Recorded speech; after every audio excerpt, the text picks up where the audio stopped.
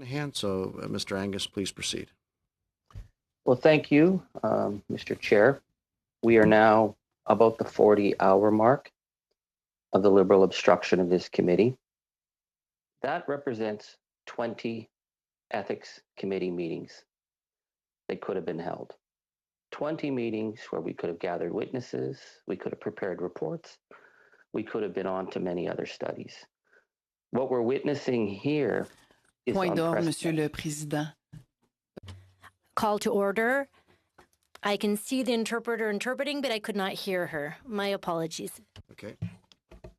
All right. Let's try that again. Sorry, Mr. Angus. We weren't having translations. Please begin again, and I'll see if it's corrected.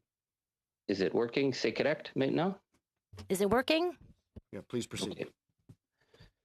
We are now at about the 40-hour mark of the Liberal obstruction of the Ethics Committee. 40 hours of obstruction represents an unprecedented interference and democratic accountability. 40 hours translated would have been 20 meetings. 20 meetings to gather witness testimony, to prepare reports, to move on to other issues. And yet the Liberals have decided to shut down the work of this committee. Now, some people might not think the Ethics Committee is a committee that people pay much attention to. And certainly we've had Liberals come in and say, nobody cares what happens here. But one of the fundamental features of the Ethics Committee, it's one of the checks and balance committees. It is why it has always had an opposition chair. So contrary to the misinformation by Liberals that this committee exists to help the ethics commissioner, that this committee is there to somehow, review just to review laws and make sure everything's good and easy, straightforward for the government. This is actually a check and balance committee, which is why oppositions always chair it. So the decision by the Prime Minister's office to shut down this committee is telling. I say this because the stories for why the Liberals are obstructing our committee continually changes. But last week it became crystal clear. Once we got past their arguments about boxer shorts and underwear and PPE and gloves and everything else, they were very clear. They said an investigation into the conflict of interest dealings on this pandemic was a direct attack on great Canadians, great Canadian charities, and great businesses. So this morning, I'm going to look into one of those great businesses that they're protecting, Palantir. Palantir Canada's mission statement: we're bringing cutting-edge Silicon Valley technology to the most important government institutions in Canada. So how did they set out to make those connections with government? Well, they hired one of the top Liberal insiders as their president, Mr. David McNaughton, who's as close to Prime Minister Justin Trudeau as you can get, much closer than the Kielburger brothers. He co-chaired Justin Trudeau's election campaign. And as Liberals always do, they give great benefits to their buddies. So Mr. McNaughton was given pretty much an unprecedented gift in making him ambassador to the United States, which I think we'd agree is our most important trading partner. Mr. McNaughton came back from his work representing us and began to open doors into the inner workings of the Liberal government for the company Palantir. Meetings with Krista Friedland, meetings with Navdeep Bains, meetings right into the Prime Minister's office with the Prime Minister's close confidant Rick Tice. So what is Palantir? I think this is something that Canadians really need to know, because they need to know who it is that the Liberals are allowing in the back door. So now Peter Thiel founded this company, and he is a very, I think, disturbing public figure. In 2009, April 13th, 2009, he wrote a statement, and he says, "I no longer believe that freedom and democracy are compatible." Peter Thiel is an extreme libertarian billionaire who has made it clear that he does not believe in democracy. This is one of the great companies that the Liberals want to protect. Now, BBC has described Palantir as the, quote, scariest of America's tech giants. And why is that? Well, we'll get into that. But I'd like to talk also about Mr. Thiel and his connections to the extreme and the extremist right in the United States. I refer you to the article in The Public in June 2018, where it says Peter Thiel, a Stanford grad and Silicon Valley billionaire, is notable for his far right-wing libertarian views. Thiel first came to national attention when he gave a primetime speech at the 2016 Republican convention supporting Donald Trump, virtually the only Silicon Valley entrepreneur to back Trump. Now, PayPal made Thiel a multimillionaire, and his early investments in Facebook in 2004 made him a billionaire. He's invested in companies like LinkedIn, Lyft, Spotify, Reddit, Airbnb, and SpaceX. But it's his work in establishing Palantir with the CIA in targeting insurgents in Iraq that created this technology that is now being used in the United States on its own citizens. So one of Palantir's co-founders is John Lonsdale, and I think my colleagues in the Liberals will be interested in him too, because this is another one of the great people that they feel that I am somehow attacking by asking for an investigation into how this company managed to get right into the Deputy Prime Minister's office. So Lonsdale was a protege of Thiel, and he was banned from campus at Stanford in 2014. This is according to The Public, June 2018, that he was banned from campus in 2014 after he was accused of rape. And Stanford concluded he'd engaged in sexual misconduct and harassment. I'm giving that a direct quote because I don't know the facts of the case myself. In October 2016, a week after Trump's famous Hollywood Access tape was released, in which he bragged about grabbing women's private parts, Thiel contributed $1.25 million to the campaign of Trump. And at the same time, Thiel, and this is again from The Public, June 2018, apologized for saying things in his book, The Diversity of Myths, such as that alleged date rapes were, quote, seductions that are later regretted. I think for a government that ties himself on being the feminist prime minister and the feminist government, such a comment, I think, is really, really concerning. Now, what's interesting is that Mr. Thiel made a public statement that he apologized for making these comments about date rape. He said, more than 2 decades ago, I co-wrote a book with several insensitive, crudely argued statements. And as I've said before, I wish I'd never written those things. I'm sorry for it. Rape in all forms is a crime. I regret writing passages that have been taken to suggest otherwise. And I'm very pleased that Mr. Thiel said it. People do grow up and change their views. But according to the article in The Public, 3 months later, that a 30-year-old anniversary for the Stanford Review, Thiel said, told one former editor his, quote, apology was just for the media, that sometimes you have to tell them what they hear.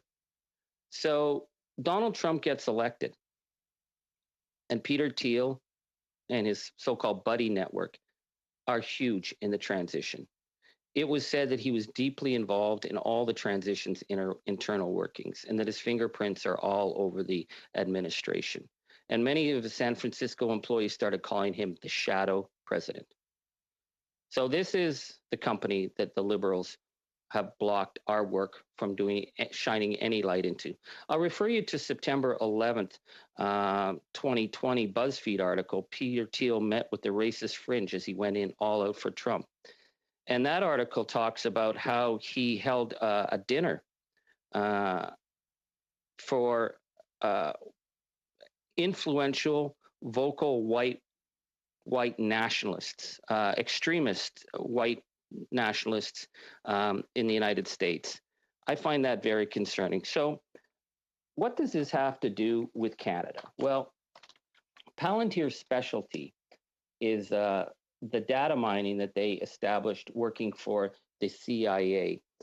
In fact, the CIA was one of their first investors through its venture capital arm in QTEL. Yes, the CIA has a venture capital arm. And it was Palantir's only customer for years as the company refined and improved its technology.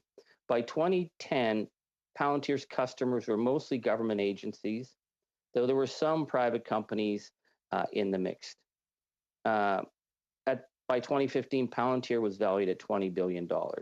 Now, The Intercept Sam Biddle, who's covered Palantir for years, says, I think it's worth keeping in mind that Palantir sees itself not alongside Uber, Twitter, and Netflix, but alongside Raytheon, Lockheed Martin, and Booz Allen. Palantir wants to be a defense contractor. Now, what we've been told in the accusations against Palantir's specialty is that they are, quote, a monstrous government snoop. Palantir's work, the government agencies that contracted, and the relative lack of details about the company's inner workings. This is from a Voxcom article. I mean, it's often seen as a secretive, all-knowing, and even malevolent organization. Bloomberg ran a really interesting article on them called Palantir Knows Everything About You. And in a book with the phrase destroying democracy in the title, Robert Scheer called Palantir a monstrous government snoop mining our most intimate data. The company's software has been criticized for its dragnet ways, pulling in records of millions of innocent people so it can catch a few possible criminals. Palantir's data mining software is used to analyze vast amounts of personal data held by the federal government to make determinations that affect people's lives with little or no oversight, says Jeremy D. Scott, Senior Counsel for the Electronic Privacy Information Center, which successfully sued Immigration and Customs Enforcement, ICE, to get records on its work with Palantir. So I would think that Deputy Minister Friedland, given her intense knowledge of the international market, would know exactly who she was dealing with when she invited Palantir into her office. She would know that there were major human rights violations that had been levied against Palantir. And yet the liberals on this committee do not want us to make those connections to Deputy Minister Friedland and this company Palantir.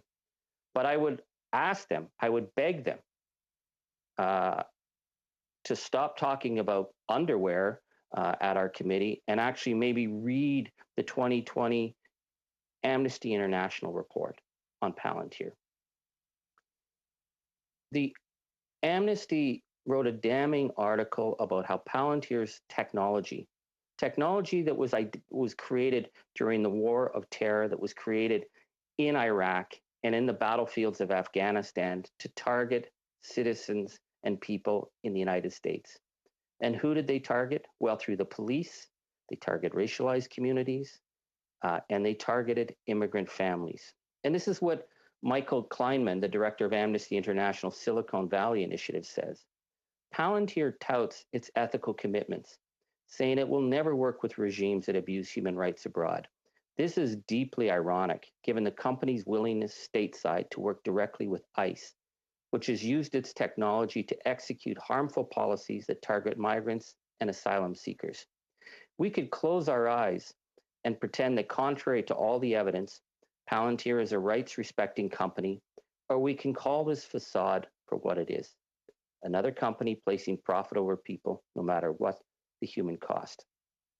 So on September 10th, 2010, this is not very long ago, I urge my liberal colleagues, while they're filibustering, to actually Google some of this stuff so we can maybe talk about this instead of all the prevarications they're making at our committee. But on September 10th, Amnesty International sent a letter to Palantir raising concerns about its contracts with the U.S. Department of Homeland Security, DHS, for products and services for the Immigration and Customs Enforcement, ICE. And its response, Palantir emphasized its contracts are only with the Criminal Investigative Division of ICE, called Homeland Security Investigations, HSI, and that its software, quote, does not facilitate civil immigration enforcement by ICE's Enforcement and Removal Operations, the ERO unit. However, this claim, according to Amnesty International, is absolutely inconsistent with other evidence. indicating that Palantir's technology has been indeed used in this context, including US government records, which the company continues to dispute. In 2017, ICE relied on Palantir technology to arrest parents and caregivers of unaccompanied children, leading to detentions and harming the children's welfare. Similarly, ICE has used Palantir technology to plan mass raids, as well with raids that ICE carried out in Mississippi in August 2019, which led to the separation of children from their parents and caregivers, causing irreparable harm to families and communities. These raids, in turn, have led to cases of prolonged detention and deportation. Now, I'm sure my Liberal colleagues have seen the horrific photos of children being held in cages in these ICE detention centers. It is a human rights abuse of striking and terrible magnitude. The fact that Palantir is one of the companies that has been used to identify and break up these families, I find is very, very concerning. And yet, I find even equally concerning is that David McNaughton, who Francisco Sorbera at this committee said is a great Canadian, was shocked that we would even mention his name at this committee, went and worked his way in through all the senior levels of the Liberal government to promote Palantir. And nobody raised questions. In fact, Mr. McNaughton, as far as I know, did not meet with Deputy Minister Friedland once. He met with her 3 times. She would have easily had time to check out who she was meeting with. On March 2nd, 2020, he met with Rick Tice, the Director of Policy and Cabinet Affairs, right in the Prime Minister's office. Palantir invited into the Prime Minister's office. March 5th, met with Honorable Chrystia Freeland, Deputy Prime Minister and Minister of Intergovernmental Affairs. March 6th, meeting with Honorable Chrystia Freeland, Deputy Prime Minister. March 12th, meeting with Honorable Chrystia Freeland. I mean, is this how the Liberals do business? That all you have to do is hire a Liberal insider and you can take any company that has the most horrific human rights abuses, and they'll walk right in and they'll be treated with total respect. And members of this committee will attack a member of parliament who raises questions about them for daring to raise questions about these great companies and the great Canadians involved with them. March 22nd, 2020, the Honorable Navdeep Bains, Minister of Innovation, Science and Industry, arranged a meeting between individuals at Palantir and Public Service and Procurement Canada in connection with Palantir's offer of work. March 27th, 2020, Ryan Dunn, Chief of Staff to the Minister of Innovation, Science and Industry, was explained what Palantir was doing in other jurisdictions. So Mr. McNaughton was showing all the work that Palantir was doing in other countries. March 29th, 2020, Leslie Church, Chief of Staff to the Minister of Public Services and Procurement Canada, meeting with David McNaughton. Now, Leslie Church, of course, is the classic Liberal who went from the Liberals to work for Google and then was embedded into the Department of Heritage, which was supposed to oversee Google. Needless to say, nobody's ever really done anything holding Google to account. Leslie Church, I believe, is now in with Chrystia Freeland. So March 29th, meets with David McNaughton. Oh, and the next day, March 30th, Leslie Church, meeting with David McNaughton. Now, I want to point out that David McNaughton could have pretty much written the book on lobbying. He knows the lobbying industry. He probably knows the lobbying industry as well as the Kielburger brothers seem to do. And like the Kielburgers, he never bothered to register to lobby. But again, he's a Liberal. He's a good friend. Who cares if the laws are being ignored here? And hey, he's representing this really great company called Palantir. April 1st, 2020.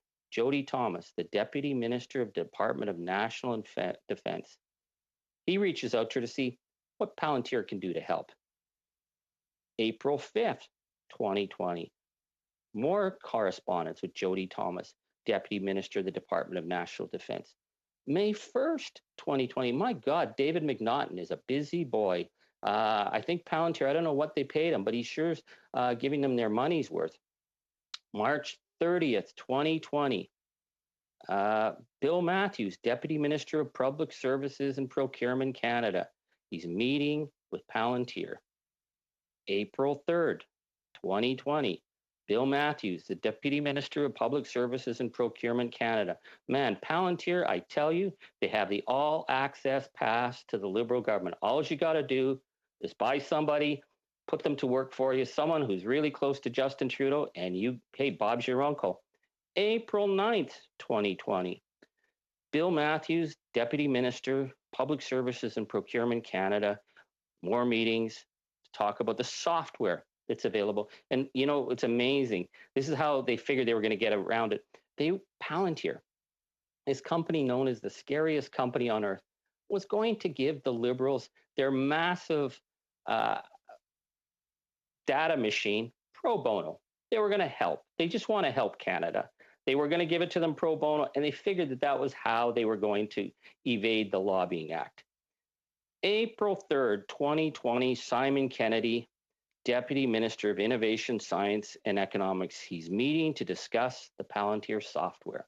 This is the software that they can track people. This is the software that's been accused of being involved in extrajudicial killings in the Middle East. A massive Palantir software that's taken children from their families and put them in cages. And then guess what happens? It all comes crashing down because I wrote to the ethics commissioner. And I asked the ethics commissioner, how is it possible that a former public office holder like David McNaughton could ignore his legal obligations to register to lobby? And why is he meeting with Chrystia Freeland? We actually didn't know who he had met with at that point. We just known that he had met with Navdeep Bains. But then we see this massive pattern. And so the ethics commissioner has written an unprecedented report where he's barred. Chrystia Freeland is not allowed to talk to David McNaughton for a year. Rick Tice is not allowed to talk to him for a year. Oh, and I forgot this. March 14th and March 30th, General Jonathan Vance, Chief of the Defense Staff of the Canadian Armed Forces, has been barred from talking to David McNaughton after having these meetings about getting Palantir's help on a pro bono basis, mind you, but getting Palantir's help when none of this was registered under the Lobbying Act. So now my Liberals friends who are going to tell us what, you know, these are great Canadians, these are great companies, I'm just being scurrilous, you know, just back off and let the Liberals continue to filibuster. What really shocks me is that the so-called liberal values here is that you can take what may be one of the scariest companies on the planet, put a Liberal in front of it, and the Liberals will open the doors. And there's been no effort to maintain the law of the land in terms of the Lobbying Act and any questioning about why we would turn over sensitive data of Canadians to a company like Palantir. Now, in the UK, at the same time, the Boris Johnson government gave Palantir the same kind of deal that the Liberal government was looking at getting them until we managed to expose this. And there was a huge backlash in the UK, and they were saying, why in God's name would we give sensitive medical information to Palantir? Now, is it possible that Palantir would do anything nefarious with this? Oh, certainly not. Not according to the Liberals. These are good companies that are being needlessly attacked by the NDP. I would refer you to the article in Bloomberg, April 19th, 2018. Peter Thiel's data mining company is using war on terror tactics to track American citizens. And the scary thing, Palantir is desperate for new customers. Yeah, they're desperate. They were going to do anything. They were even going to give their technology for free to the Liberals so that they could embed themselves in Canada.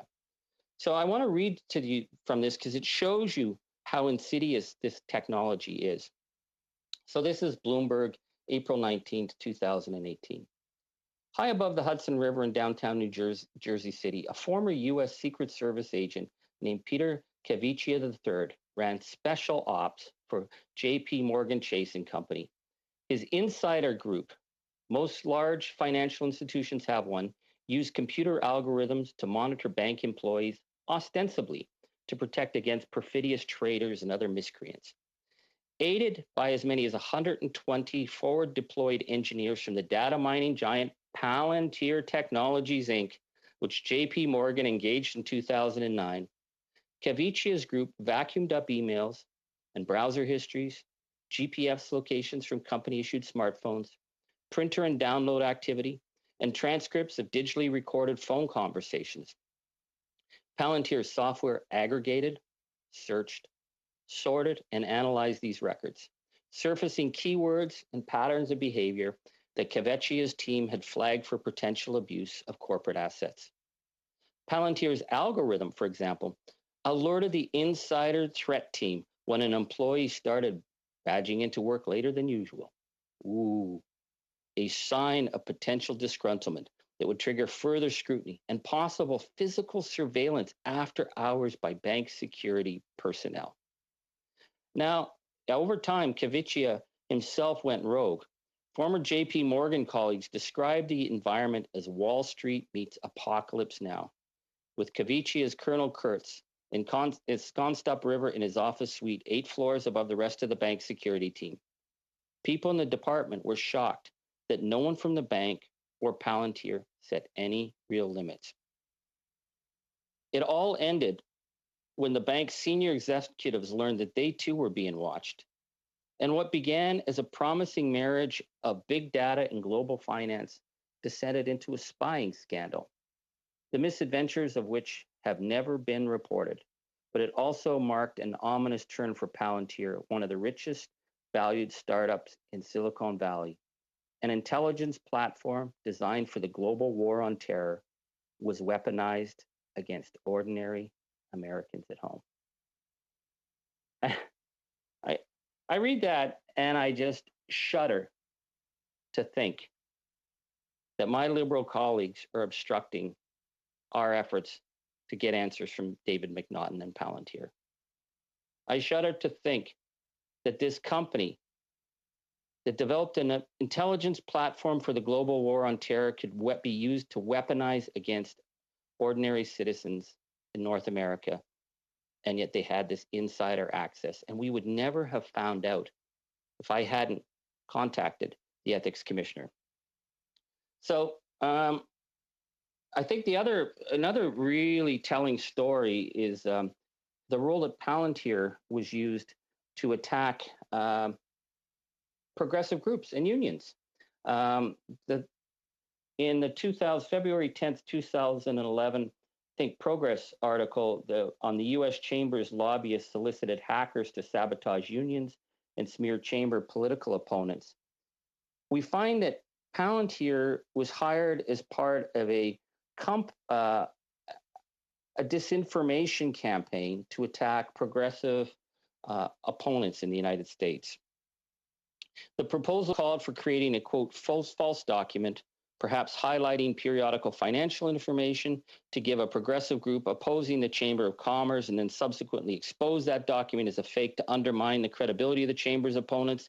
In addition, the group proposed creating fake insider persona to generate communications with Change to Win, that they would feed fuel between feuding groups, disinformation, create messages around action to sabotage or discredit the opposing organization, submit fake documents, and then call out the error, create concerns over the security of the infrastructure, create exposure stories, and if the process is believed to be not secure, they are done. Cyber attacks against the infrastructure to get the data on document submitters to kill the project. Since the servers now in Sweden and France are putting a team together to get access is more straightforward. A media campaign to push the radical and the reckless nature of groups like WikiLeaks and use sustained pressure. Now, this is really concerning because the idea of using disinformation tactics, we actually dealt with this.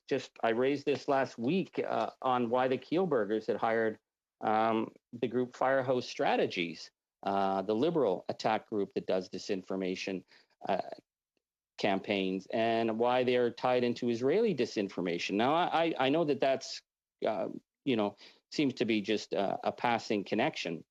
But, Ms. Latanzio accused me of attacking a great Canadian charity for raising questions about why so much money that's supposed to be helping children was used to attack and discredit potential political threats or journalists. But with Palantir being used with their massive data machine to create organized disinformation to undermine WikiLeaks, undermine progressive groups, undermine labor unions, is deeply concerning. Now, of course, Palantir has denied their involvement in the Chamber of Commerce campaign. And of course, Palantir said that, whoever was involved has been fired. But it shows the enormous power of a data giant that is up there with Google in terms of the amount of information it has on individual citizens. And that this is a company that came into Canada to set up contracts with the Canadian government, that hired a close friend of Justin Trudeau because of his contacts. And the Liberals let this company into all the top areas of decision making, very much like how the Kielburgers were able to walk in, and $912 million later, they were walking out. Bob's your uncle, everything was great. That was, of course, until we started to say, hey, how did this deal go down? But what I think is really concerning, even more so than the things happened, is that we are now dealing with a deliberate obstruction campaign by my Liberal colleagues to stop this committee from doing its job, to stop getting answers for the Canadian people, to be forced into a situation where we have to pretend that these things never happened because the Ethics Committee has been made functionally inoperable by the Prime Minister's office. I urge my colleagues to stop the obstruction and allow us to finish this report so that we can get the real information on how David McNaughton was able to work his way on the inside corridors of power, promoting a company that to me is as frightening and undemocratic and un-Canadian as Palantir. Thank you. Thank you very much, Mr. Angus. I have two people on the speakers list right now, Madam Shanahan and Mr. Fergus. Madam Shanahan. Thank you very much, Chair, and I thank my honourable colleague. There's a little bit of echo. Has that been sorted out there? Okay. I thank my honourable colleague for his remarks. They're always interesting, and I just wanted to make an intervention because I'm sorry if colleagues noted I was on the speakers list on Friday, but I had to leave, and members will know that sometimes we are unavoidably obliged to be elsewhere. So I would just like to take a moment now to talk about where we are and where we thought that we would be able to get to, and I do ask colleagues to indulge with me just a little bit. I'm sorry that I missed the proceedings Friday afternoon. I did try to look at the blues, and I thank the clerk. I had a technical trouble accessing them, so I was not able to go through them at length. But it seems to me that the work was continuing, the work that we have been trying to do in the last little while to get to a place where there can be a path forward on the motion that is before us, and with good reason, because as members know, we do have other business that we need to get to, and just offhand, members of this committee and other committees are right now having to look at or deciding how much they will look at the main estimates that are those reports that have been put forward and are generally allocated to committees. and indeed the supplementary estimates as well, which is usually a good time for any committee, particularly ours, to look at what is one of the main functions as an MP, and that is the accountability function and the ability to recommend and to vote as members on behalf of our constituents on spending estimates. And so that is something I believe there's a due date for that, and I know that that's something that the committee would like to entertain, and I can think we've had a number of notices of motions as well. Some of them very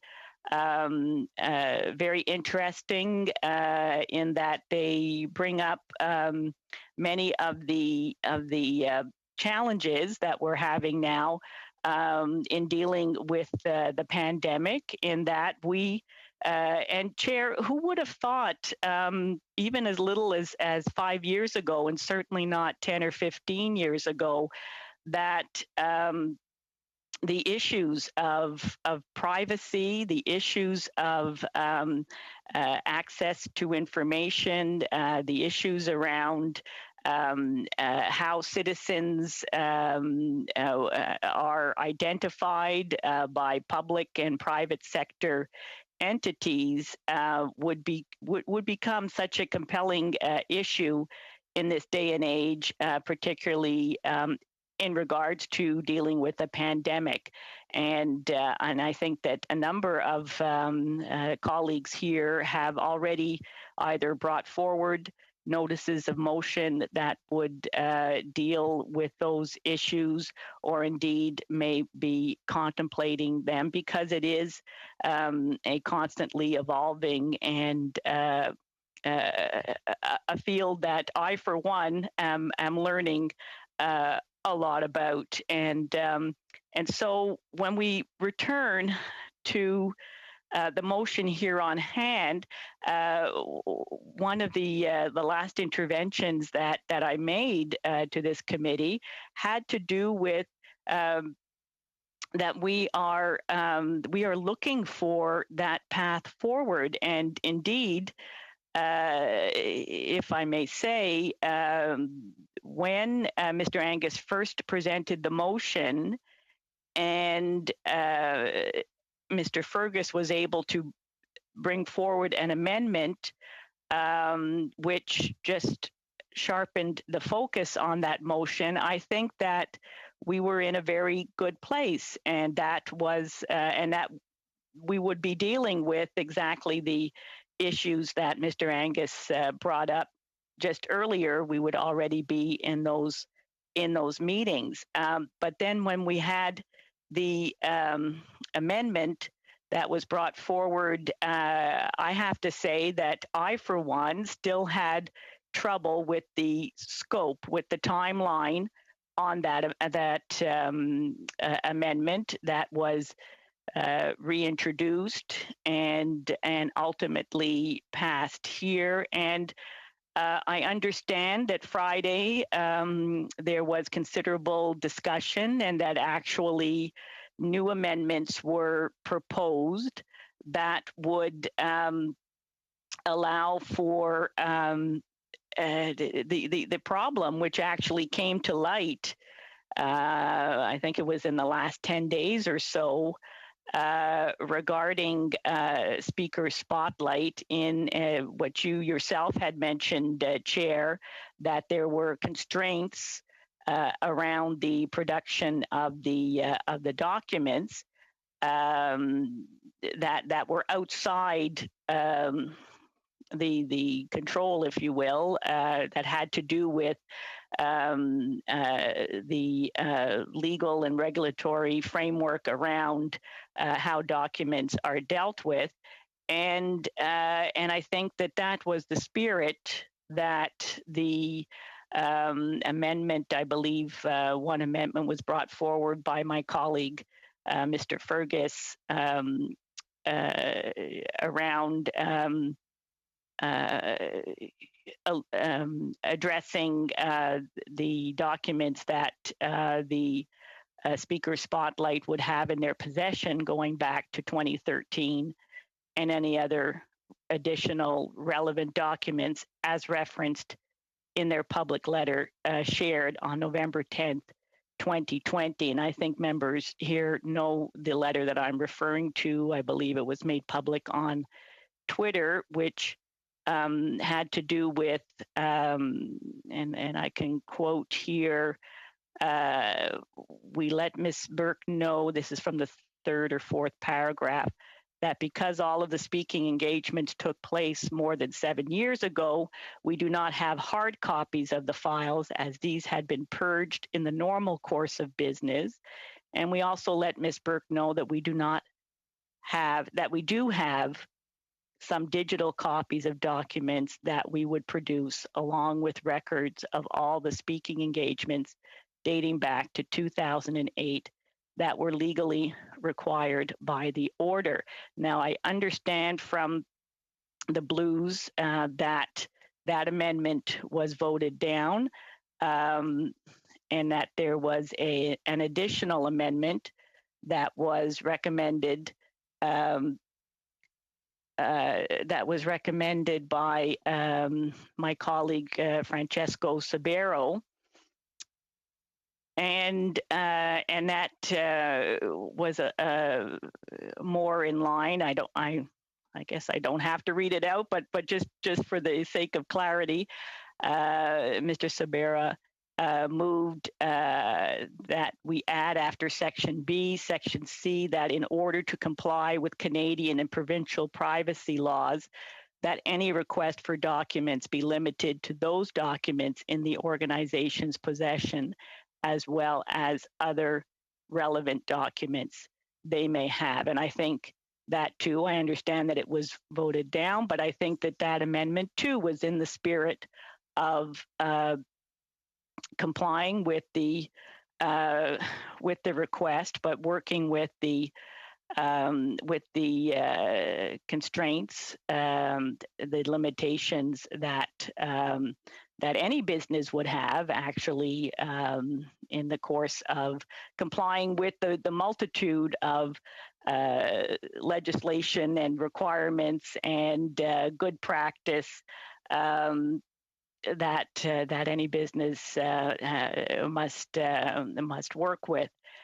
So, Chair, I just want to leave that there. That I think that we want to get to that good place, and I think that in the spirit of doing so, and I appreciate the numerous hours that we have spent debating this, but it was not for naught in that we did make some good progress, and we made some changes, and I think that all colleagues here can appreciate that we're always doing this balancing act. And contrary to what my colleague Mr. Angus said toward the top of his remarks today, it's not that we're here to help the Commissioner of Ethics and Conflict of Interest to do his job. We're here to make sure that the tools that are available, that the framework and within that anyone holding that office must work with is in fact more than just adequate, is in fact commensurate with doing the job at hand. So, Chair, I'm going to leave that there, and again regret my sudden departure on Friday. I felt like, but that's the way we do things here, right, in committee. But I'm glad that I've had the opportunity today to speak to what I wanted to share last Friday. Thank you so much. Thank you, Madam Shanahan. I have two people on the speakers list now, Mr. Fergus and Mr. Couric. Mr. Fergus. Thank you very much, Mr. Chair, and thank all members. And I will endeavor to be brief today. And Mr. Chair, I thank you for giving me this opportunity to speak. I'd like to talk to you about last month on October 21st, the House defeated a motion which, in our view, included a clause E20B, that is substantially the same as the amendment of Madame Gaudreault, which is now part of the motion that is before us. And Mr. Chair, the following week on October 26th, this committee negatived, in our view, a substantially similar motion as the amendment of Madame Gaudreault, which is now part of the motion before us. Another week later, for the third time, it was again negative by this committee, due in part to an acknowledgement by the NDP member that it is against the rules to allow a redo on the same motion. 3 decisions, 1 by the full House, 2 by this committee, but all 3 the same, that this motion should not go forward. Upon reflection, the second decision should never have had to take place in the first, place, something which I will get to in a moment. However, it does help to further our objection to this issue now coming before the committee for a second time, and before parliamentarians an unprecedented third time. When Section C of this motion was proposed by Madame Gaudreault, Liberal members challenged the decision of the chair, as is our right and privilege to do so. We did so, not out of malice to Madame Gaudreault, nor in any skepticism of the ability of you or any skepticism of the authority of you, Mr. Chair. Rather, we did so based on our reading and understanding of the procedure, rules, and precedents that guides our work, both in our committee work and in the House. At issue is a fundamental aspect of parliamentary procedure. What Speaker Milliken called on November 7th, 2006, and I will quote, a key principle, namely that the decision once made cannot be questioned again, but must stand as a judgment of this House. The Green Book, which we would all do well to pick up and read more often than I am sure most of us do, says in chapter 12, and I quote again, if a bill or a motion is rejected, it cannot be revived in the same session, although there is no bar to a motion similar in intent to one already negatived, but with sufficient variance to constitute a new question. And I go on. This is to prevent the time of the House being used in the discussion of motions of the same nature, with the possibility of contradictory decisions being arrived at in the course of the same session.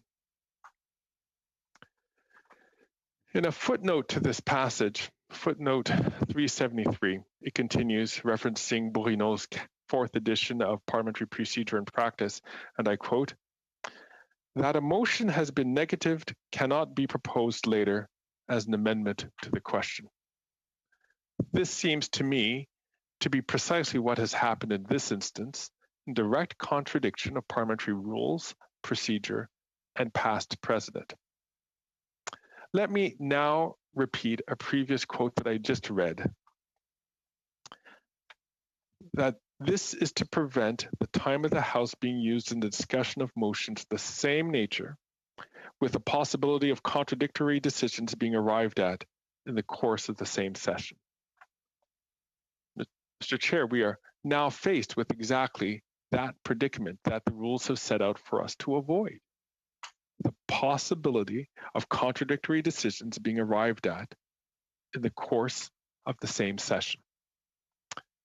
It isn't necessary for me to go through in great detail how we got to this point, skirting decades and decades of rulings and precedents.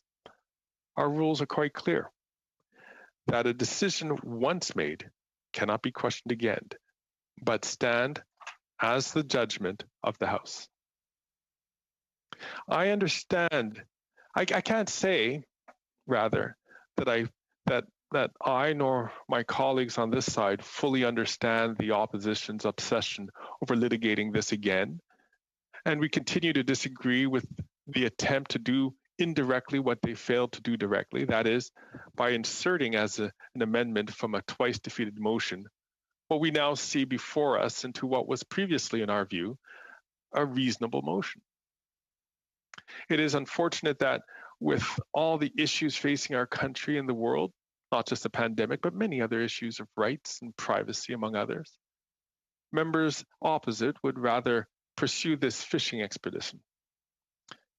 While they have accused this side of obstruction, our goal all along has been to stand up for the rules and privileges of Parliament and parliamentarians. And Mr. Chair, before you assumed the chair, I spoke at length about this in our meetings over the summer. Unfortunately for the opposition, it appears partisanship, pettiness, and personal agendas, and the Conservatives' decade-long obsession with the Trudeau family now takes precedence over rules and procedure. If this motion ends up passing as the opposition holds majority at the committee, its validity will be immediately questioned, and it will raise serious questions about the ability of the motion to be enforced. Mr. Speaker, I think this, Mr. Chair, this is very important.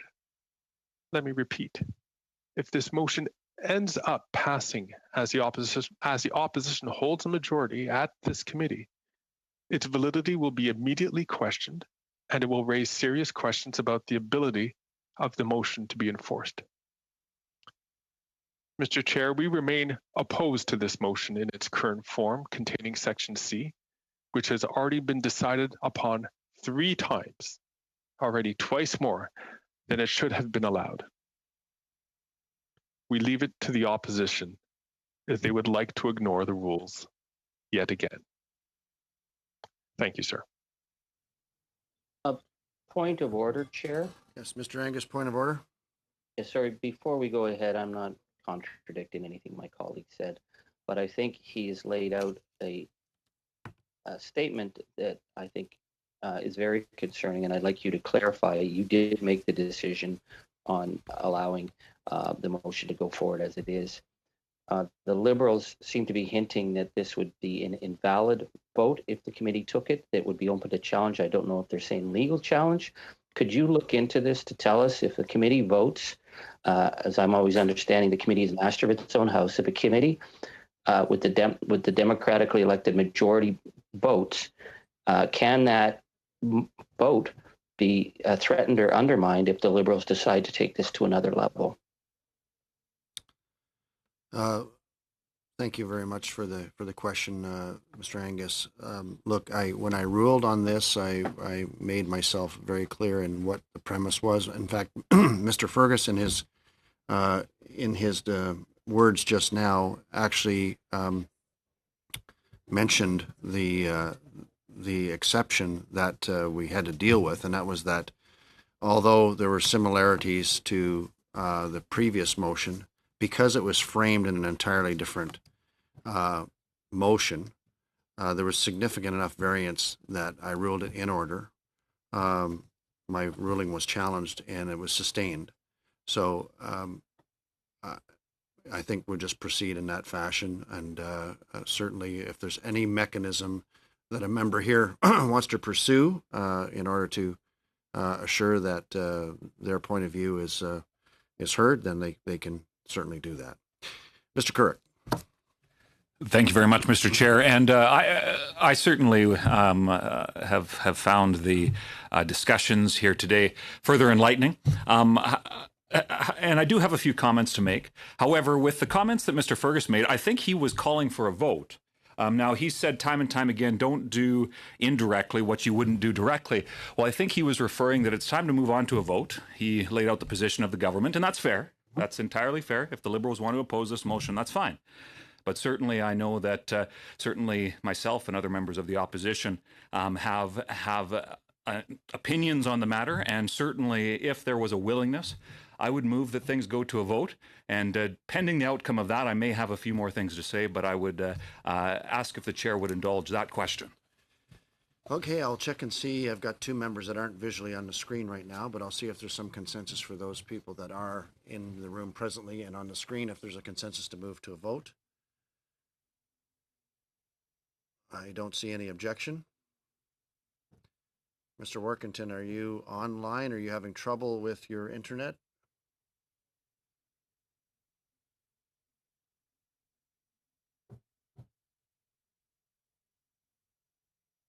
Is that, do we know if he's actually still connected?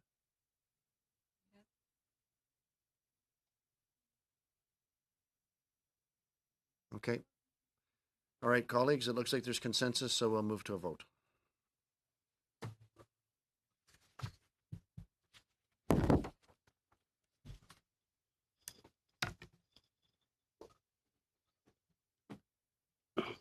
Voting on the motion of Mr. Angus as amended.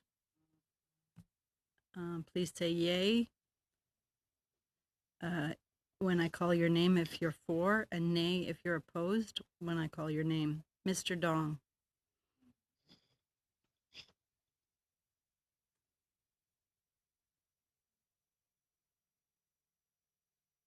Chair, I vote against.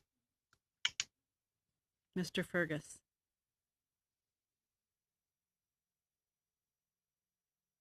Madame la greffière, je suis contre la motion. I vote against. I vote against the motion. Ms. Shanahan. Against. Mr. Cervera. Je vote contre la motion. Mr. Kirk. Against. I vote in favor of the motion. Monsieur Gould. Monsieur le Président, je vote pour la motion. I vote for the motion. I vote for the motion. Madame Gaudreau. Mr. Angus. I vote for the motion.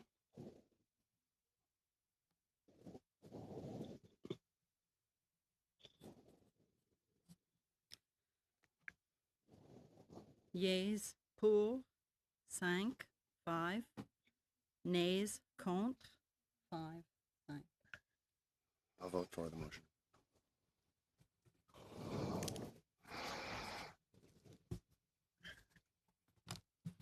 Okay, the motion is carried. Colleagues, now we'll move on to the details of the study. We still have some time in this meeting, so we might as well use it in order to talk about where we'll go in regards to witnesses. So we'll just refresh the screen here that's in front of me. Unless that is refreshed already. Is that a new speakers list that's in front of me? Or? Okay.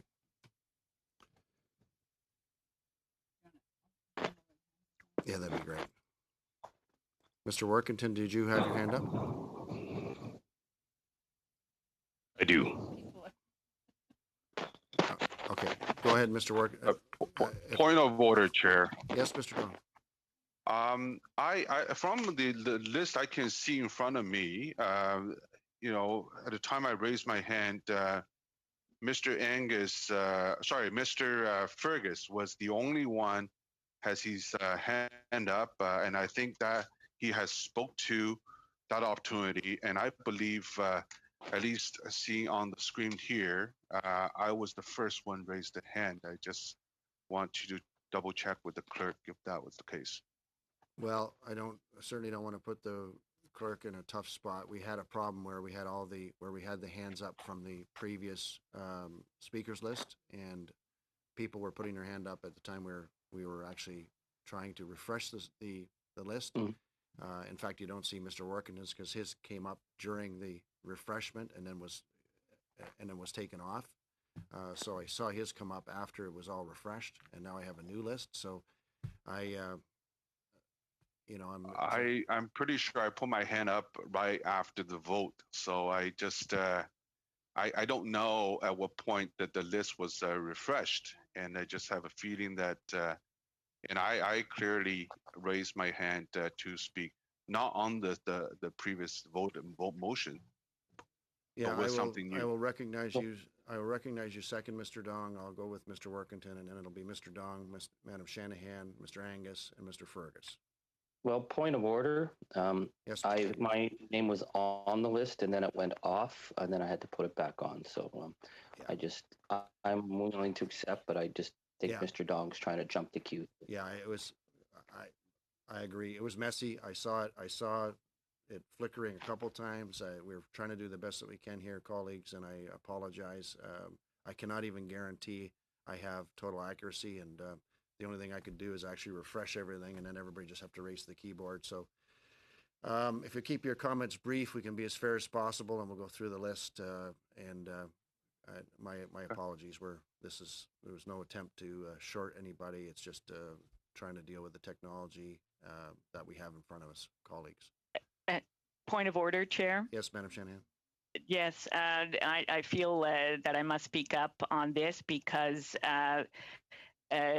you have shown flexibility in accepting blue hands up prior to gaveling in, for example, and given now that we have the hybrid people in person and using the hybrid system, I appreciated your flexibility and I count on your fairness in that regard.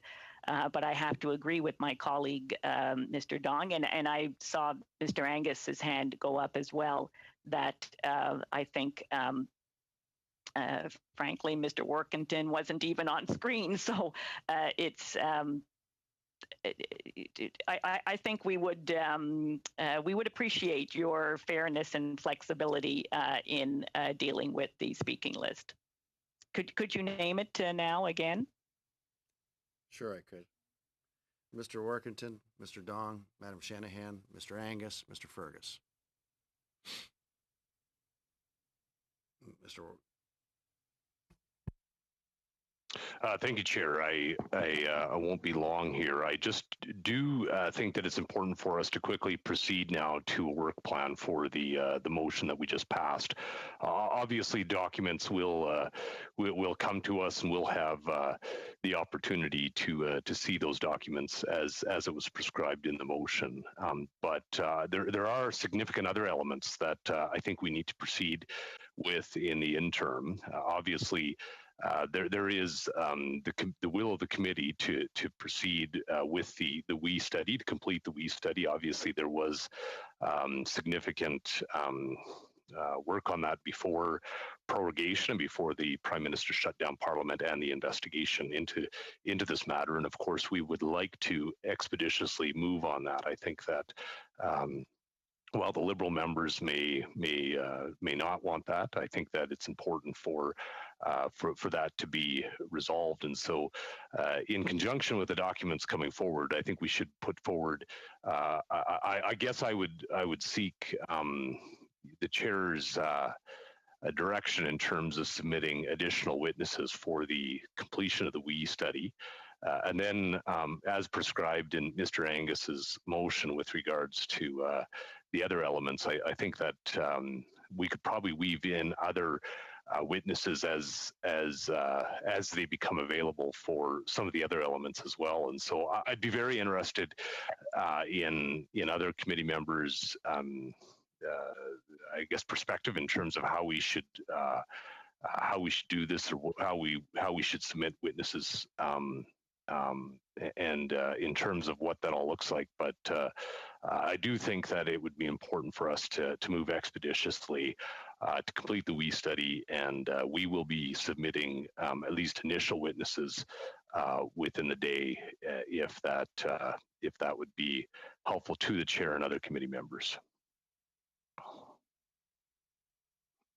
Thank you, Mr. Workington. Now on to Mr. Dong. Thank you, Chair. Thank you. Now we have a long debate of the previous motion behind us. I would like to move on to something that I think is of importance. I think a lot of Canadians are wondering about, and we must address their concern. I talked about previously that I did a little bit of research and found out that 14 opposition motions being considered and voted on, none of those motions were from the Liberal side. So I'm just going to give a try and to move a motion. Sorry, point of order. Mr. Angus, point of order. I know Mr. Dong continually wants to do his own projects, but we just voted on a motion, and now we're talking about the business of that motion. We have to talk, we have a responsibility to pick our witnesses, to talk about the scope of it. Mr. Dong can wait until we bring motions in committee business. That's how our committee works. This is completely inappropriate for him to once again try and hijack our work to do his own project. I have motions waiting. Those motions will wait until we get to committee business. The work we're doing right now, as you instructed, is to get the parameters of this plan in place. Well, Mr. Chair, it is committee business time here. So yes, go ahead. Go ahead, Mr. Dong. Thank you. Thank you. And this, I believe this motion has given notice to the committee. I move that the committee study ways to further protect Canada's democratic and electoral institutions from cyber and non-cyber interference. This includes study how new domestic international stakeholders, as well as other orders of government, can work together to strengthen Canada's whole of society preparedness, resilience, and civic engagement in the face of evolving threats to democracy. And what the reason why I want to move this motion is that we all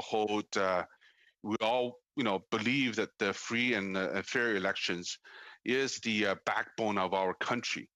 And with the advancement of technology, and especially online technology, and technology to collect information, and build a data bank for it, and it poses a serious concern and threat. And I heard Mr. Angus spoke about it early on today.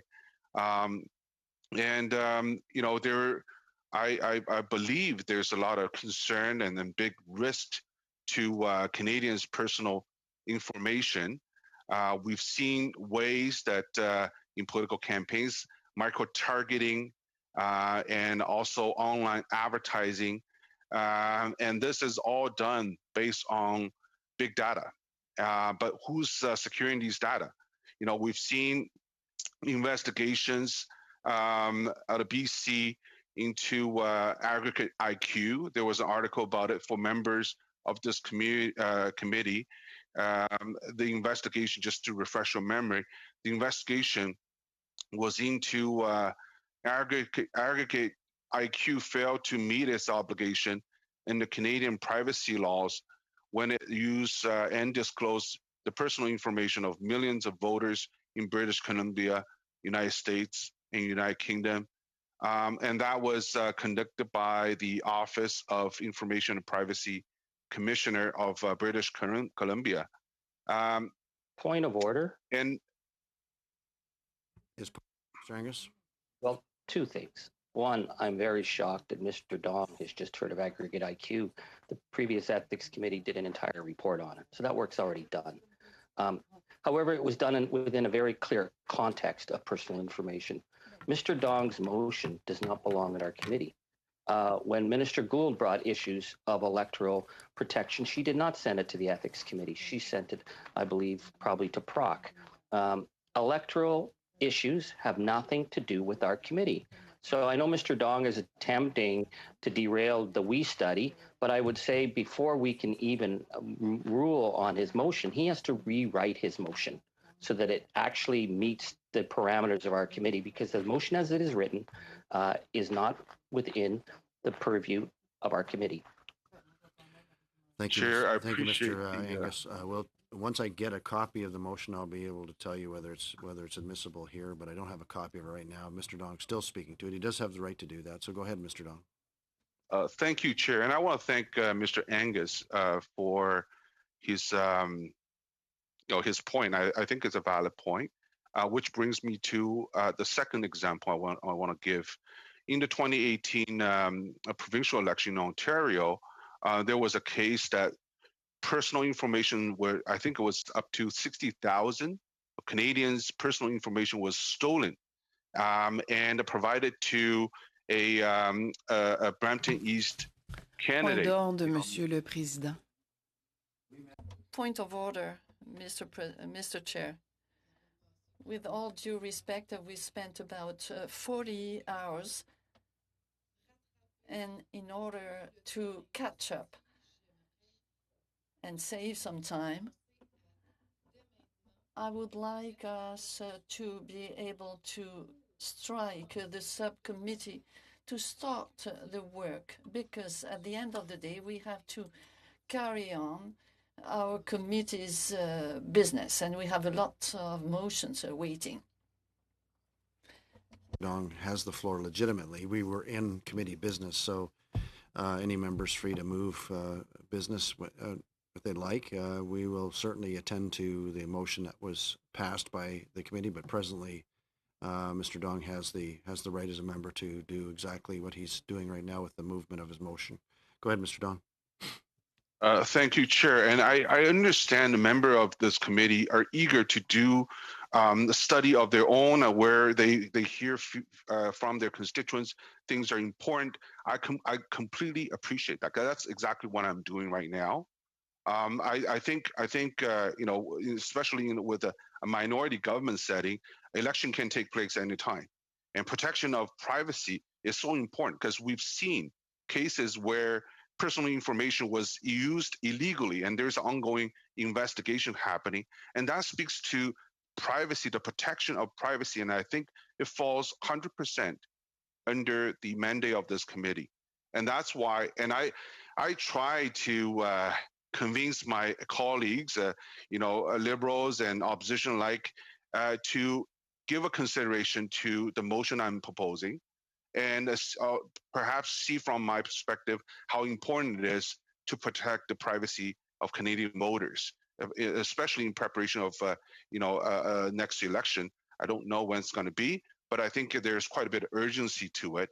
So let me just read the motion again. I don't want to take up any more time. I move that the committee study ways to further protect Canada's democratic and electoral institutions from cyber and non-cyber interference. This includes study how new domestic and international stakeholders, as well as other orders of government, can work together to strengthen Canada's whole of society preparedness, resilience, and civic engagement in the face of evolving threats to democracy. So I yield the floor, and I hope the members of the committee would consider my motion and help me to address this very urgent concern. Thank you. So, point of order, Chair. Yes, Mr. Angus. Just so we don't waste any more time, I believe the issue of election preparedness is something that is under the mandate of PROC. Could you determine that so we're not tying up our committee with something that is not within our mandate? Mr. Angus, I'm just going to suspend for a minute or two so we can actually get a copy of Mr. Dong's motion, and it'll be distributed, and I'll rule on that. Thank you. Chair, could you make that 5 or 10 minutes just for a break? Sure. We'll suspend for 10 minutes. Yes. Okay. Thank you.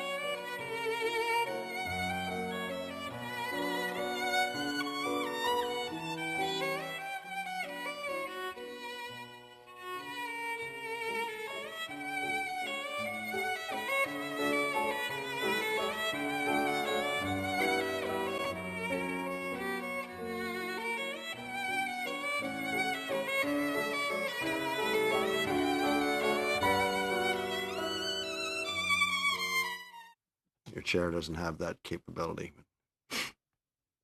All right, colleagues, I've seen the motion and two significant things. One is that there was a study done in regards to, before my time in Cambridge Analytica.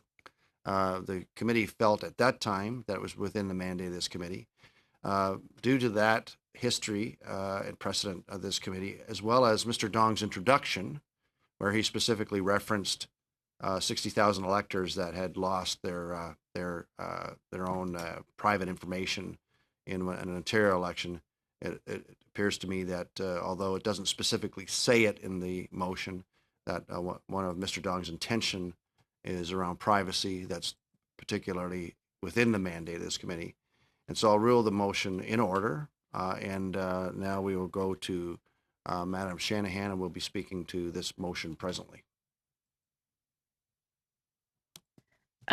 Thank you, Chair. So if I'm to understand it, we will be speaking on Mr. Dong's motion now. This is it's not a new list. It's yes. That's correct, Madam Shanahan. I'm Yes. smiling because you know, I know that every member has the right to say what they want to say. So, but you're right. It's Mr. Dong's motions on the floor right now, and I will give you the speakers list too, Madam Shanahan. Yourself, very good. Mr. Angus, Mr. Fergus, Madam Goudreau, and Mr. Sorbera. And I should alert you that it is 12:54. Go right ahead, Madam Shanahan.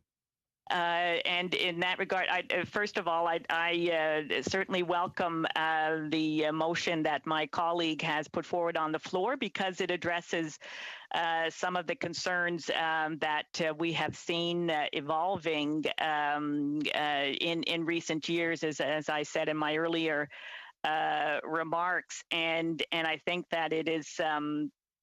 And I commend your ruling on this motion, because, Chair, because it really goes to how we are just starting to understand the implications of what it means when you know, if we think of Elections Canada and the work that it does, and admirable work, and how, you know, as probably as little ago as 10, 15 years, maybe a little bit earlier, that the move from paper-based documentation, which had its own issues, to computerized lists, and then lists that would be kept. And forgive me if I don't always use the right lingo, because this is something that is a learning curve for me as well. I remember you know, feeling very secure about any data that I had on my computer when I was in the working in as a professional, and then all of a sudden we were warned that our information that was held because we had moved to a to networks or cloud-based technology, that if it wasn't properly secure by password, and Chair, I'm on that early generation where, you know, I thought 1, 2, 3, 4, 5 was a pretty good password, but that is quickly not the case, right? I know. My children who are in IT certainly don't want to hear me speaking now, and I have changed it since then, so not to worry. But it is indeed the vulnerability of information, and I did have the opportunity on that. On the ethics committee that of the last Parliament that did the study on Cambridge Analytica, to also participate as a sub when they were looking at the security of documents that were the confidentiality and security of client information, and the witness the day that I was there was Equifax, and that I could speak to because I had had experience with Equifax when it was basically a telephone service relating information, sharing credit information about clients, and then issuing reports, and how disturbed we were at that time. And yes, it's back in the 80s, moved on to the 90s. Point of order, Chair. Order, Mr. Angus? Really don't want to interrupt my colleague going back to the 1980s, because I'm sure they will be willing, with Mr. Dong's leadership, to talk for hours and hours and hours and hours on this. However, we did make a vote, so I'm just asking for clarification because the meeting is going to end in about 1 minute and 30 seconds. Shall we just send our witness list to you so we can begin this? And since this is now community business, I would assume that committee business has to be taken up at a meeting on committee business, that we will actually be able to start just meeting. Since the Liberals don't want to talk about the parameters of the study, can we just send you witness lists and we can actually get down to work so we don't have to deal with another 40 hours of filibuster on this motion? Chair? Thank you, Mr. Angus. Yes, Mr. Sorbera. Thank you, Mr. Chair. I believe that is not a point of order by Member of Parliament Angus. That's you're correct. That's a question. You're correct. But go ahead, Madam Shanahan. Also, in regards to the timing, it's 12:59 now. I will go to the committee if there's a desire to continue on to QP. We will do that. No. Go ahead, Madam Shanahan. Yeah, I'd actually, Chair, if you are looking to suspend the meeting at this time, I think that something that we can entertain. But I am enjoying speaking to my colleagues' motion, because again, it's a very it's exactly the kind of work that we should be discussing here. Point of order, Chair. It's Yes, Mr. Angus. I'm just trying to get clarification from you. Yes, sir. You have allowed this motion to go forward. We are now no longer discussing a study. We just spent the equivalent of 20 meetings trying to get this motion forward. So I'm asking you to show leadership here and tell us, if I send in witness lists, can we begin our study? Or do we have to go through another 40 or 60 or 80 hours of Mr. Dong and Ms. Shanahan's recollections about everything in life? We have work to do, so I'd like you to show some direction to our committee so we know where we will be at our next meeting. Are we on our study, yes or no? Thank you, Mr. Angus. I apologize that you feel frustrated. I'm trying to follow the rules of procedure. There's another motion on the floor and conversation, but I am certain that if you send your witnesses in, then we will be, as Mr. Workington said earlier, we'll be compiling a witness list for the previous motion. Go ahead, Madam Shanahan. Also, you'd need to move a motion in regards to adjournment if that's what you desired. So go ahead. I adjourn. Chair, I thank you. I have the floor, and actually, I would be open to you suspending the meeting if you could confirm that I would be first on the speaking list at our next meeting. Yeah, I don't see any will really to suspend the meeting. I mean, if you wanted to move an adjournment, then we would go to a vote. But you can continue on with your comments, Madam Shanahan. All right. So just to clarify, that I am happy to speak to my colleague's motion, because I do find it very germane to the kind of discussion that we need to be doing here at this committee. And so I just wanted to make some further remarks on indeed how critical it was at that time that I had the opportunity to sit on the ethics committee of the previous parliament to speak to the fact that Equifax, to the knowledge that I had, was not always careful with the accuracy and the privacy of the information that was being collected on customers, and that this was even more critical in our modern day and age. And I remember that other members on the committee at that time, particularly our colleague who is still in the House, Mr. Zimmer, certainly took up that cause as well.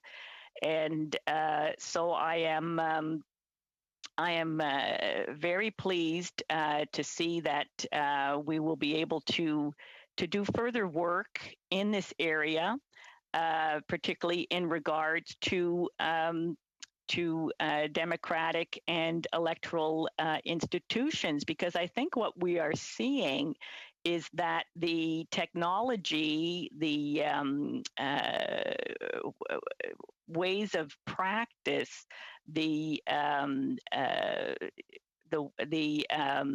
how shall I say? Well, the industry of data collection, particularly personal data collection, is one that is an industry in its own right, and that information, that way of working, is used either with it can be with the collection of financial information, or indeed the collection of voter information, and of course the key elements of those of that type of collection are exactly those things. And I know that my colleague Madame Gaudreau is very concerned about the issue of fraudulent identity occurring with the use of key personal facts about individuals, which are collected in this manner by this industry. And so, of course, we're talking about name, address, date of birth, gender, social insurance number, and other types of identifiers that can be then harvested and used in some kind of other unintended or fraudulent manner. And Chair, again, I remember when the biggest concern of anybody who man or woman with your wallet or your purse was that your money would get stolen if you were robbed, that the money would be emptied out and the rest of the information would be the cards, maybe not the this is before credit cards were so common, or certainly not personal identity cards, would be left behind. And then at some point in time that quickly reversed, and it became it was almost that the money would be left behind, but you would have your credit cards certainly stolen, but also the identity cards, that became the real object of the theft. So I think that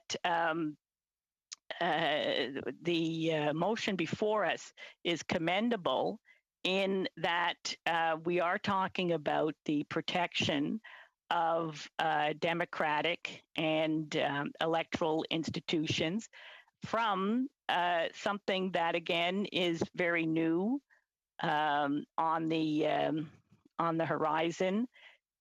Well, new that we heard about in detail in 2016, but even prior to that, with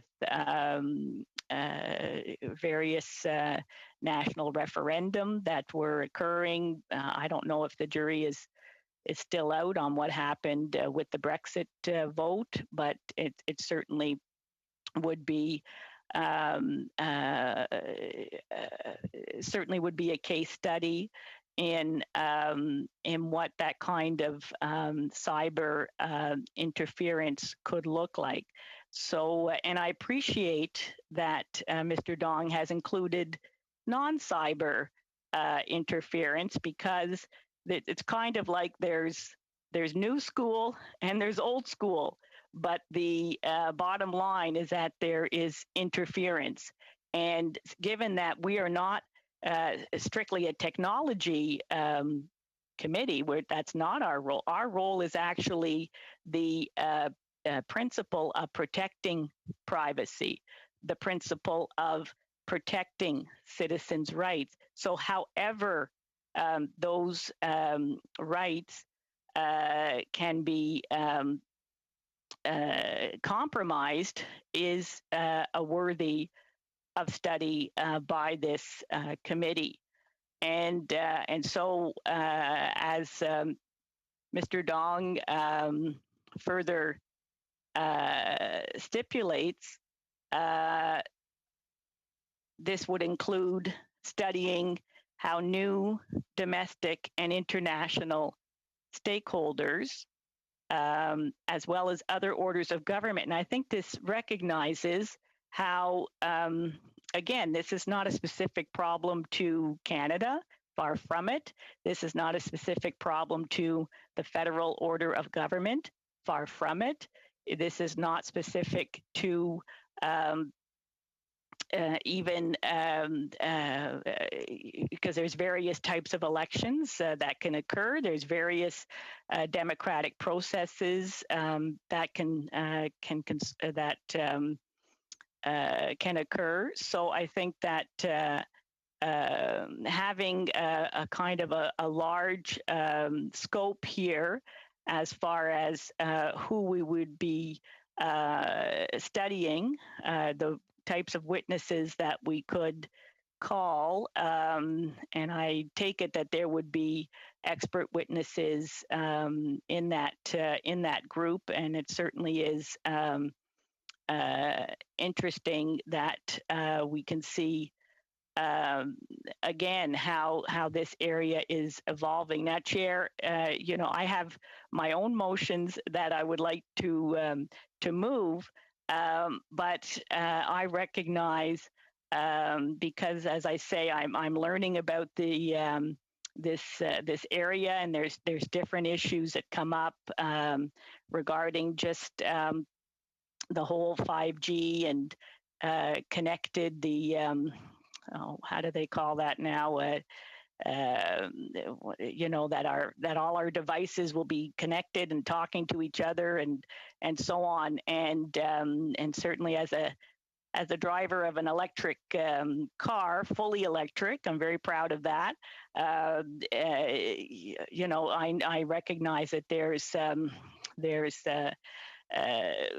connections, there's software connections between my car, unbeknownst to me, and the dealership and the manufacturer. And I'm just, as I say, these are areas that I'm learning about. But as a private citizen, I don't have all of the information, and even those sort of decision-making points, maybe it would affect some decisions. So getting back to the motion at hand, I certainly agree that this is a very important motion, and I applaud my colleague for bringing it forward, because we are talking about sort of that overarching democracy that would which allows us to intervene in all these different areas. And I think that this is an area that excuse me there, just going. this is an area that that we could spend. I'm not sure how many meetings that the committee would like to spend on this, but I could certainly see it being an in-depth study, and I would look for Mr. Dong's input there, as well as other colleagues. But the idea that that this study could help to strengthen Canada's whole of society preparedness, and I think that's where I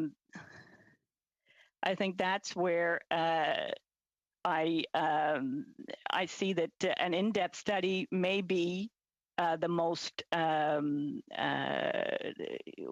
because we're looking at the possibility, of course, of not just a federal election at any time, as we know, but also there are other orders of government who are dealing with the possibility of an election during the pandemic, which of course will require even more reliance on digital, and I would suggest that this is actually maybe exactly the thing that we need to be looking at, because we have a tendency, don't we, as legislators, to react after the fact, when really when we have an opportunity to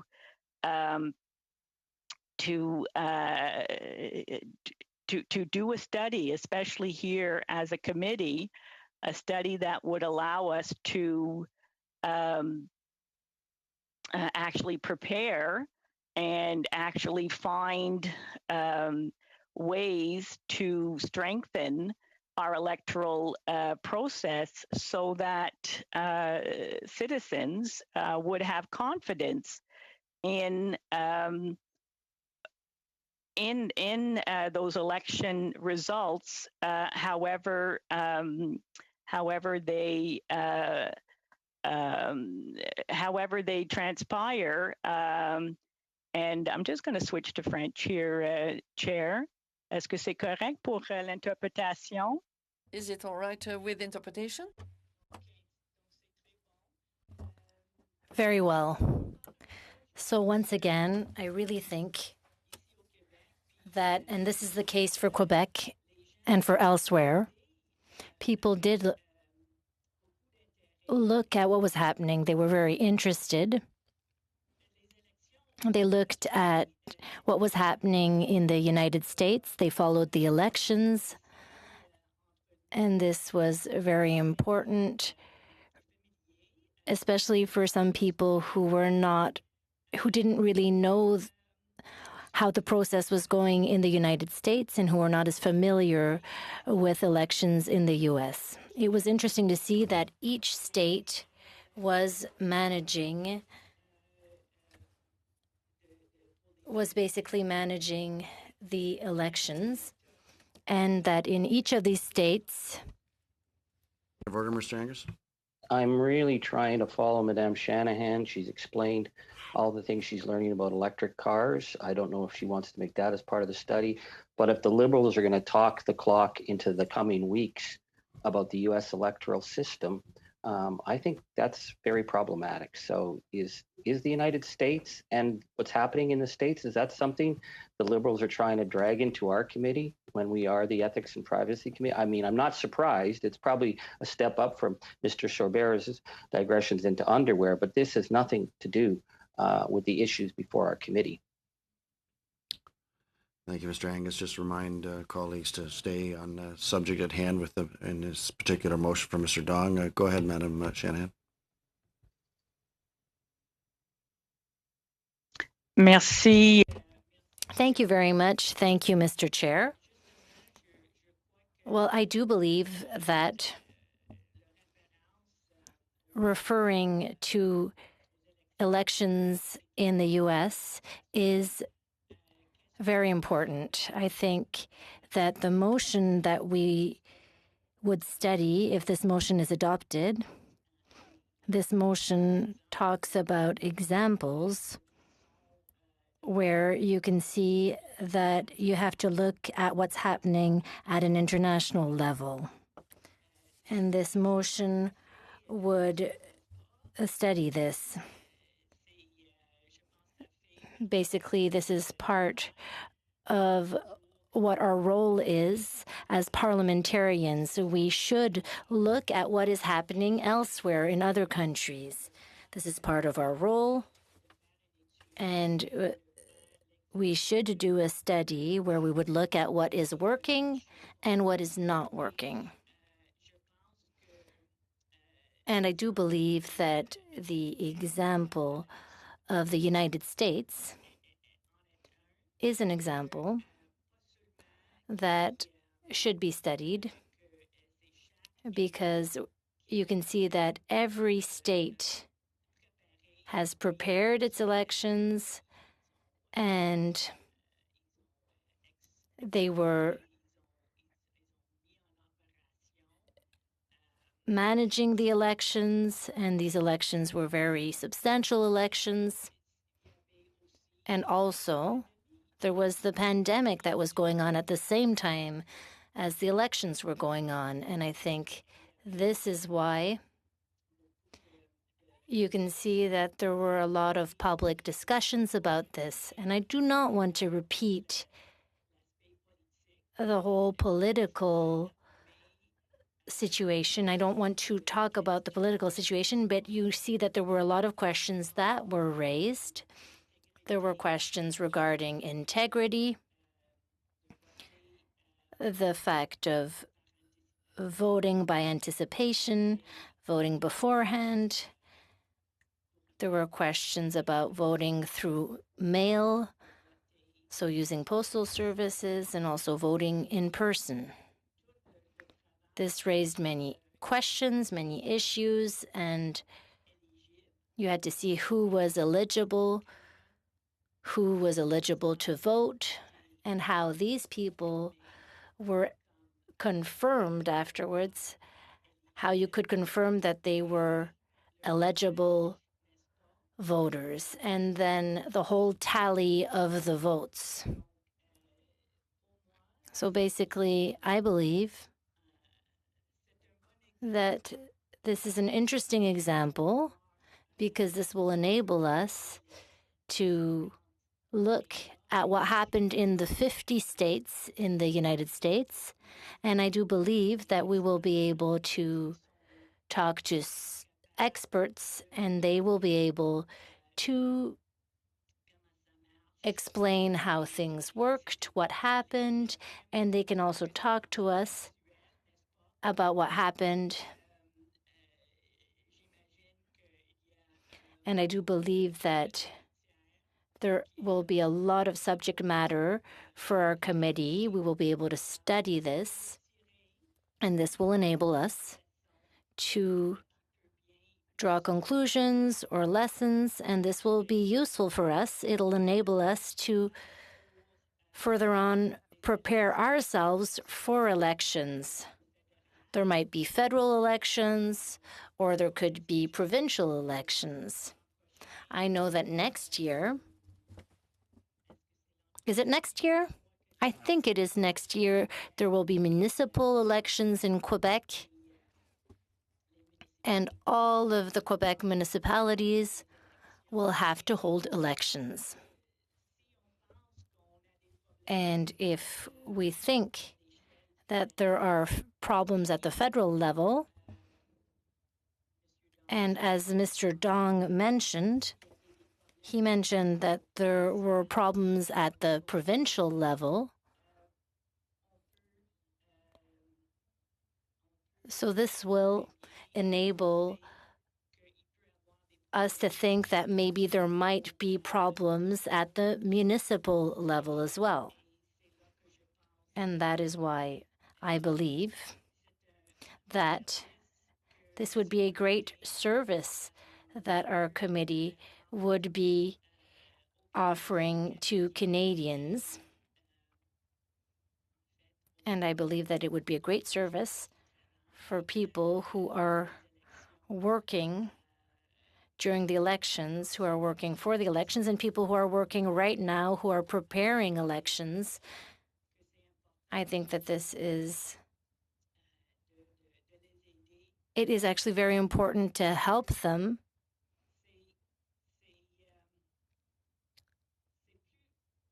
because it is even more important now than ever. Indeed, people are realizing this. I did hear people say during the elections, during the American elections, people were saying, vote as if your life depended on this. That was a slogan that was used during the American elections, and I think this is even truer than ever. This was the case during war times, and nowadays as well. People do realize that they have a civil duty to vote, and Mr. Dong mentioned it as well. Mr. Dong did mention this, and he mentioned it in his motion. He was talking about civic engagement, and he said that civic engagement is very important. And civic engagement is always in peril, and we've already seen periods or times in our democracy where people were, I would say, maybe a bit unfazed or maybe even apathetic, because basically they were not very interested in the electoral process. I do remember this. I remember the very first time that I heard this. I was quite young, and I remember that there was a political party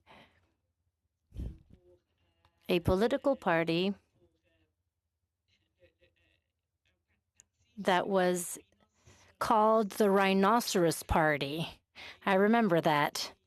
And it might not have been a bad thing, because at least I think this party still exists.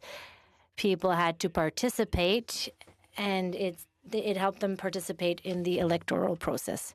Point of order. Point of order, Mr. Angus. Mr. Chair, we are now in the midst of a new filibuster where we're learning the history of the Rhinoceros Party. Is our committee, I now understand Ms. Shanahan wants to study every single state in the United States in the last election. That may be within the purview. I don't think it is. She wants to study every municipality. Now we're learning the history of the Rhinoceros Party. Mr. Chair, I'm pleading with you. You said this motion was in order. Just how big can this motion get before we actually get back to the business of drawing our witnesses? Thank you, Mr. Angus. Madam Shanahan is speaking to the motion. We try to keep it specific to this motion at hand, Madam Shanahan, but she has the floor right now, and she hasn't ceded the floor yet. Go ahead, Madam Shanahan. Merci beaucoup. Thank you very much, Mr. Chair. As I mentioned, because I do understand that we have spent a lot of time in committee, and I am very open to suspending the meeting. We could suspend the meeting. I'd be open to that. If you could just confirm with me that I would have the floor again, that I would be the first to have the floor when we meet again after the suspension or at the next meeting. Could you confirm this? Continue. No. Okay. No. C'est bien. Very well. Donc, j'aimerais... Ms. Shanahan is on going to start the new $40 filibuster. She can talk all night. We will not suspend for her. Yep. Go ahead, Madam Shanahan. Then, Chair, I just finish on this point. Point of order, Chair. Who's, sorry, is it Mr. Don has a point of order? Go ahead. I just want to clarify that I'm watching closely the time. I know there's a question period. Can we adjourn? Maybe we can have a unanimous consent to adjourn the meeting, but not the debate, so we can start next meeting with debating this motion. Well, I can already tell you that first off, you can't move a motion on a point of order. Secondly, I can see the faces now that I'm certain Mr. Angus has been waiting for quite a long time on the speaking order. Really? So is Madam Goudreau. So I don't see any reason to suspend it and allow. I mean, my job is to allow members to speak, and so that's where we're at right now. Go ahead, Madam Shanahan. Thank you, Chair. Donc, je continue. So I will proceed. So I'd like to tell you why this is important. I do understand that it is difficult for the committee. I know that we have been meeting and talking for a long time. We've been talking about committee business for a very long time, but I really did want to make a point. I wanted to explain why I believe that Mr. Dong's motion is a very important motion for the committee. And I wanted to explain why I believe that when we will be able to study a study that will, how should I put this, that will delve into an issue that is important for all Canadians, I really believe that we should continue a discussion about this motion. But I understand that we have had a good meeting so far. So I am willing to move the motion that the meeting be adjourned.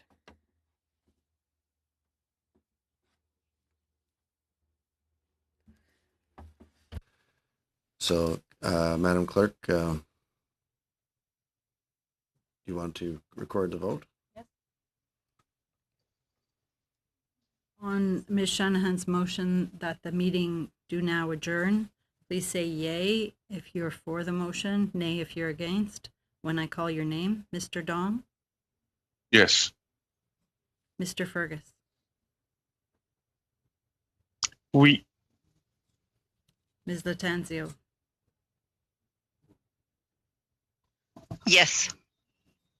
Ms. Shanahan? Yes. Mr. Sorbera? Yes. Mr. Couric? Yes. Mr. Gould? Oui. Mr. Workington? Pardon me, yes. Madame Goudreau? No. Mr. Angus? Just to clarify, to adjourn, so that means we wipe the slate clean? Absolutely. Adjourn them. So the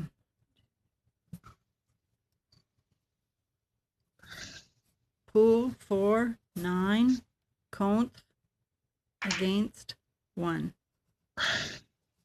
Okay, colleagues, the meeting is adjourned. I'll be calling a subcommittee meeting as soon as we have some space to plot for our next meeting. Thank you. Excellent.